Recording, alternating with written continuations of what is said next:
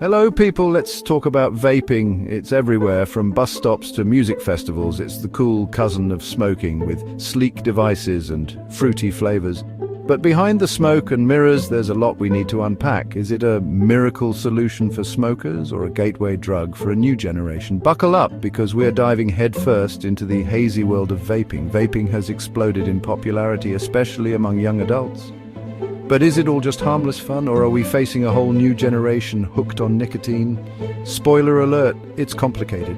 It's marketed as a safer alternative to traditional cigarettes. And while that might be true to some extent, it's not the whole story. So before you hit that vape pen or judge someone who does, let's clear the air, shall we? Let's cut to the chase.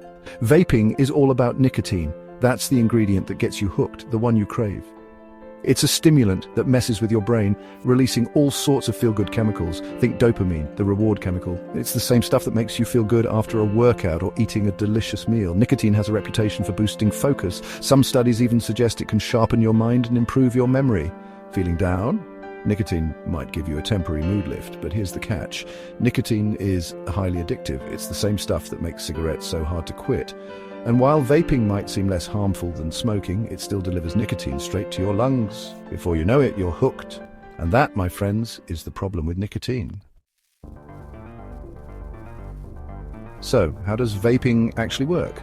It's not magic, though the technology is pretty nifty. Picture this: a battery-powered device, sleek and modern, that heats up a liquid until it turns into an inhalable vapor. No smoke, no tar, just a cloud of flavored vapor. Sounds pretty harmless, right? Not so fast. Inside that sleek device is a chamber filled with e-liquid. This liquid usually contains nicotine, flavorings, and a base of propylene glycol and/or vegetable glycerin. When you take a drag, the battery heats up a coil, vaporizing the liquid. You inhale the vapor, and the nicotine hits your system almost instantly. It's discreet, customizable, and comes in flavors like mango tango and blueberry bliss. Forget the stench of stale cigarettes. Vaping smells like a candy store. But just because it's not burning tobacco doesn't mean it's safe. Section 4, cocktail of chemicals, what lurks within the vape. Let's talk about those other ingredients in e-liquids, shall we? Because nicotine isn't the only thing you're inhaling. We're talking about a whole cocktail of chemicals, many of which haven't been thoroughly studied for their long-term effects when inhaled. Propylene glycol and vegetable glycerin are generally considered safe for ingestion. You'll find them in everything from food additives to cosmetics. But inhaling them, that's a different story. And then there are the flavorings, thousands of them designed to entice your taste buds. Diacetyl, for example, is a flavoring agent linked to serious lung disease in factory workers. It's been found in some e-liquids, raising red flags about the potential health risks of vaping. The vaping industry is still largely unregulated. It's like playing Russian roulette with your lungs. Section 5, the vaping conundrum, immediate gains, uncertain futures. Here's the thing about vaping, it's a classic case of short-term gains, long-term unknowns. There's no doubt that vaping is less harmful than smoking. You're not inhaling tar and thousands of other harmful chemicals found in cigarettes. For smokers looking to quit, vaping can be a useful tool. Studies have shown that vaping can help smokers reduce or eliminate their cigarette consumption. And for some, it's been a lifesaver, helping them break free from a deadly addiction. But it's not a magic solution. Vaping still exposes you to nicotine, and the long-term effects are still being studied. Some studies suggest a link between vaping and respiratory problems, cardiovascular disease, and even cancer. The truth is, we're all part of a giant experiment, and the results are still pending. It's a gamble, and only time will tell what the true cost will be. Section 6, a new generation at risk, the adolescent allure of vaping. Here's what's particularly worrying. The rise of teen vaping. It's an epidemic, and it's happening right under our noses. Young people are bombarded with sleek marketing campaigns and enticing flavors, making vaping seem cool and harmless. But the truth is, they're being lured into a potential lifetime of nicotine addiction.